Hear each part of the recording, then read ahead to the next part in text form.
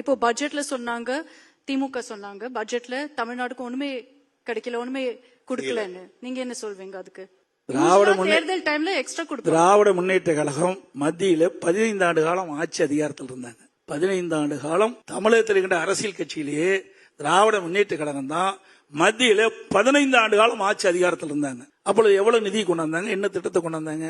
அவளுக்கு ஆட்சி அதிகாரம் தான் முக்கியமாக தென்பட்டது. நாட்டு மக்களை பற்றி கவலைப்படல. ஆனா வேறொருவர்கள் மத்தியில் ஆட்சிக்கு வந்தா இப்படிப்பட்ட பிரச்சனையை குறிப்பிடுவாங்க.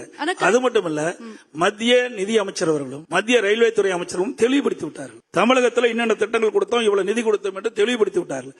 அதே காங்கிரஸ் ஆட்சி இருக்கின்ற பொழுது எவ்வளவு நிதி தமிழகத்துக்கு கொடுக்கப்பட்டது என்ற விவரத்தையும் தெரிவித்து விட்டார். அதோட இந்த 10 ஆண்டு சுமார் கிட்டத்தட்ட 12 ஆண்டுகள் மத்தியில் ஆளுகின்ற பாரதிய ஜனதா ஆட்சியில தமிழகத்துக்கு நிறைய திட்டங்கள் கொண்டு வந்திருக்கிறாங்க. இன்றைக்கு மெட்ரோ ரயில் திட்டம் 63,000 கோடி மத்திய உள்துறை அமைச்சர் மரியாதைக்குரிய அமித்ஷா அவர்களே நேரடியாக வந்து அடிக்கல் நாட்டு. நடந்தாய் வாழி காவிரி திட்டம் 14,000 கோடி கொடுத்திருக்காங்க. நடந்தாய் வாழி காவிரி திட்டம் 14,000 கோடி கொடுத்திருக்காங்க.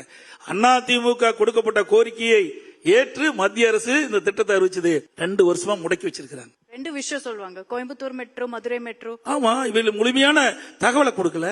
விரிவான திட்ட அறிக்கை நாங்கள் தயாரிச்சிட்டு இருந்தோம். ஏற்கனவே கோவை மெட்ரோ ரயில் திட்டத்தை அதிமுக ஆட்சியில விரிவான திட்ட அறிக்கை தயாரித்துக் கொண்டிருக்கின்ற பொழுது ஆட்சி மாற்றம் வந்தது, திமுக ஆட்சிக்கு வந்தது. அதற்கு உண்டான திட்டத்தை முழுமையாக மத்திய அரசு கொடுக்க வேணும். விரிவான திட்ட அறிக்கை தெளிவாக கொடுக்க வேணும். அதை கொடுக்கல. அதனால அந்த திட்டம் தற்போது ரத்து செய்யப்பட்டிருக்கின்றது.